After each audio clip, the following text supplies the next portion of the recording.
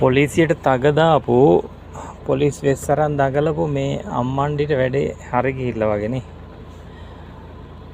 ඔන්න ගම්පහෙන් අත්අඩංගුවට අරන්ලු ගම්පහ උසාවියට ඉදිරිපත් කරන්න තමයි දැන් වැඩ කටයුතු සූදානම් කරලා තියෙන්නේ. එහෙම වෙන්න ඕනේ. මෙයාට පොලිස් නිලධාරිය ඉස්සරහා තග දැම්මනේ. මම වැරදක් කරේ නෑ. අරෝ මේවා රටේ නැති දේවල් කිය. ඒ අතරේ තව කාගේද නමකුත් කිව්වා. රම්මල් කොඩිතුවක්කු. පරීක්ෂණවලදී එළි වෙලා තියෙනවා රම්මල් කොඩිතුවක්කු කියලා කෙනෙක් ගැන. මෙයා දන්නෙත් නැහැලු. එතනත් බොරුවක් කරේ.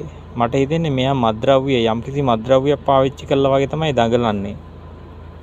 පොලිස් නිලධාරී ඉස්සරහා හැසිරෙන විදිය හරි අශෝභනයි. ඒක නිසා මෙයාට මෙයා අත්අඩංගුවට යන මෙයාට නීති ක්‍රියාත්මක වීම ඉතාම වැදගත්.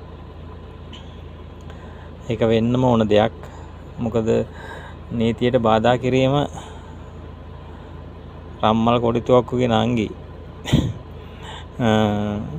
දැන් හොඳයිනේ. දැන් සැපද කියලා තමයි අහන්න වෙන්නේ.